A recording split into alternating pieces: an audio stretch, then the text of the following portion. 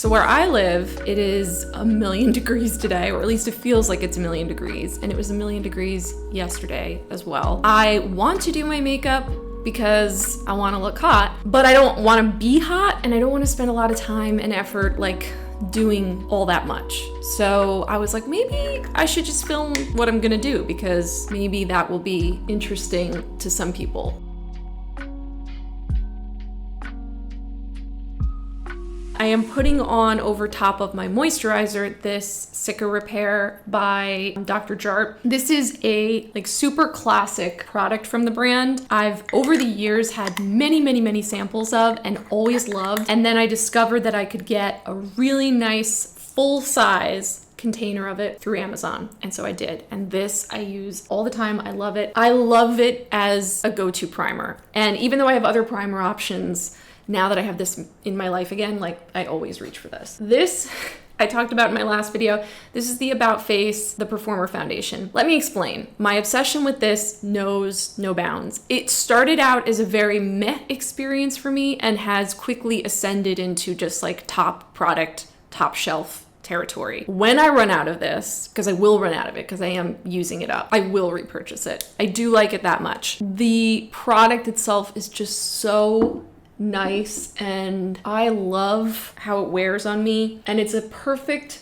effortless, like summer hot heat product, because anything heavier than this and I feel like I would just melt away. I like this more of a buffing brush to apply this because it does have a nice thickness to it. If it was too skin tinty, something like this really wouldn't work. It really just like melds it into your face and helps give you the coverage. You could also use a sponge, but I find the sort of blending motions of a bristly brush just a little bit better for this product. That's one little layer of this foundation, and that's all I need. My combos for skin have honestly just been that and the Make Beauty Skin Mimetic Concealer, which I think everyone here knows I love. I talk about it all the time.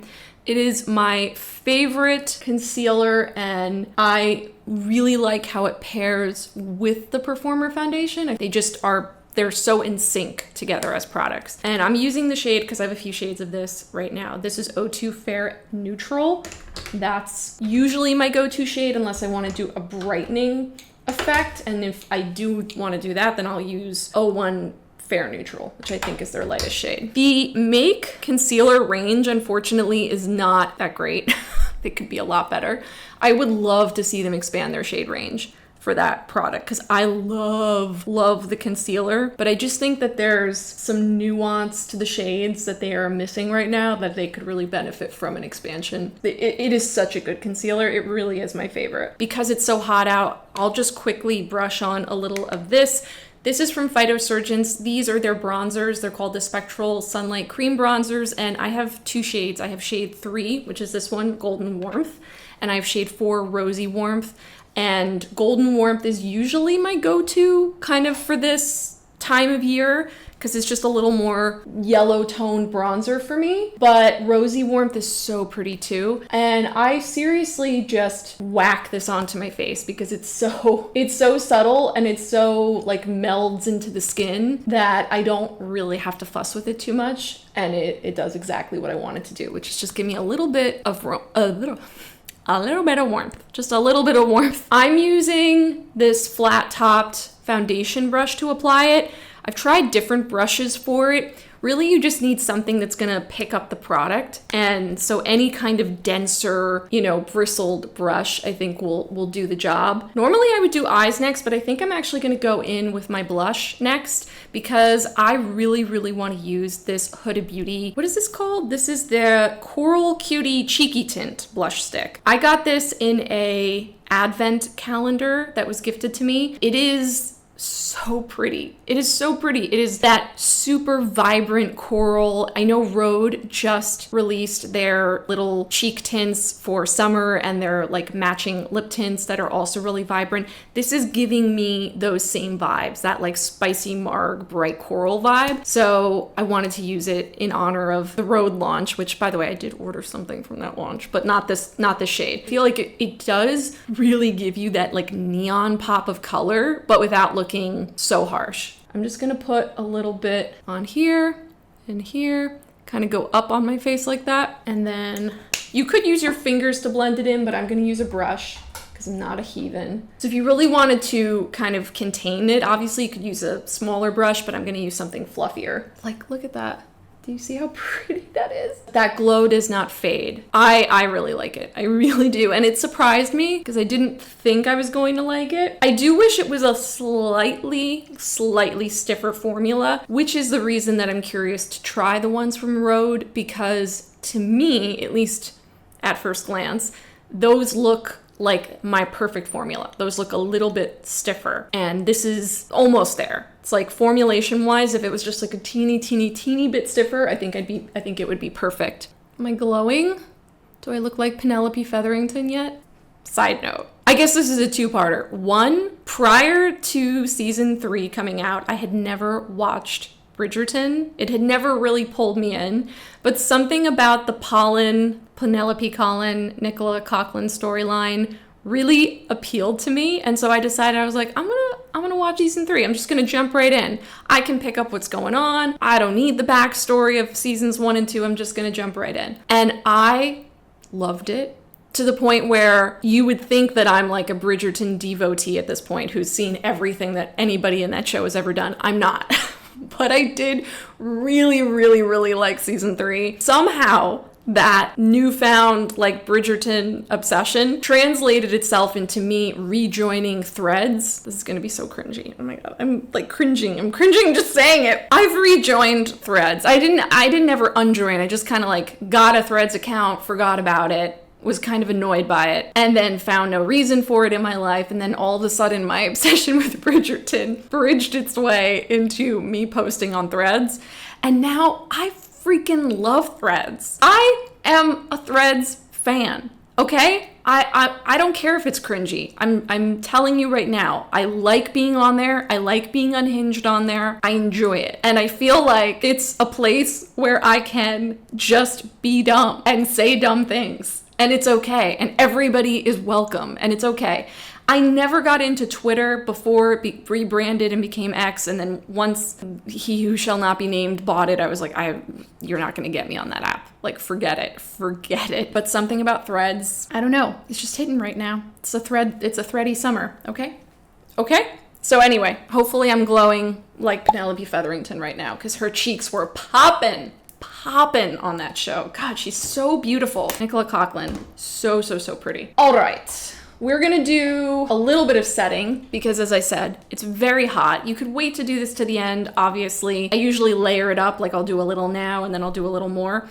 I have been using recently the Make Beauty skin setting powder. It's called their Diffusion set, and I got Translucent Fair, and I've been loving this. This is meant to replace my Kosas powder, which I'm done using. I didn't fully pan it. I got to the bottom, but like I almost finished it. And then, as many of you have noted, it started to smell weird. And I was like, you know what? I just don't want to keep putting this on my face. So I am done with that. I have really been liking the Make one. I feel like it does diffuse and blur in a very nice way, but it doesn't go totally matte. Obviously, I kind of, as you can probably tell, I focus on the center of my face where I get the most oily, and I try to avoid my cheeks, my cheekbones, where I still want more glow. But even if I were to put this there, it doesn't go completely flat matte, so that's nice. It's a great powder. I would definitely get this again once I finish this, but I'm also always open to trying new powders. That's not like one of those products that I'm particularly loyal to. I could just put on mascara and be like,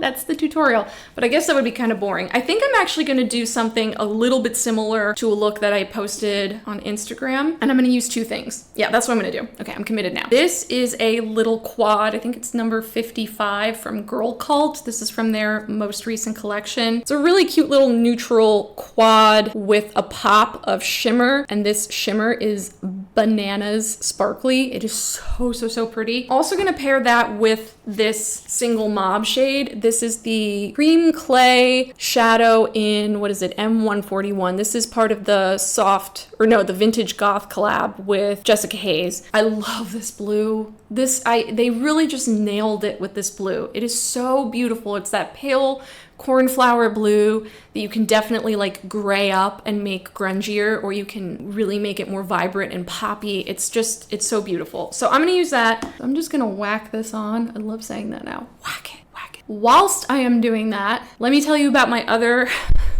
television obsession. House of the Dragon is back. Don't worry if you're not like a Game of Thronesy person. First of all, I'm just going to state for the record, never read the Game of Thrones, House of Song, Ice of Song and Fire, whatever those, clearly I know a lot about it. I never read the books, okay? I never read the books. Probably am not going to read the books.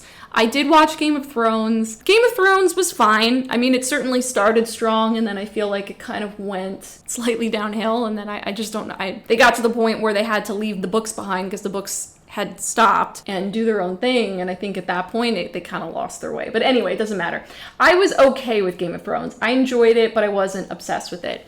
However, House of the Dragon, when that first season came out, which I think was 2 years ago, I love it. I love, first of all, it is brilliantly cast. Everybody in it, Emma Darcy and Olivia Cooke and Matt Smith, who I'm obsessed with. Everybody is great. It is a phenomenal cast, but I also just really like the political intrigue of it. I like that they delve more into, you know, the inner workings of that world than focus on like the flashy, sexy kind of aspects of it, which I don't really enjoy. So I found that they struck a balance of like the kind of stuff that I was actually interested in seeing with a really good cast that really pulled me in. And so when the first season aired, I loved it. The only thing I'm truly sad about so far this season is that there's a lead character from season 1 that's not in season 2, and that makes me sad. I don't want to give any spoilers, so I guess I won't go into too much detail more about that. But anyway, season 2 has begun, and it's really good. I'm so happy it's back. But again, my renewed love of House of the Dragon has led me over to Threads, and I feel like that is the platform where people are just sounding off and like making funny memes and just like being clever and funny and sharing stupid pictures, and it makes me happy and it brings me joy, and I love to see it. It just feels like, you know, when I'm dealing with things that are getting me down, now I turn to Threads.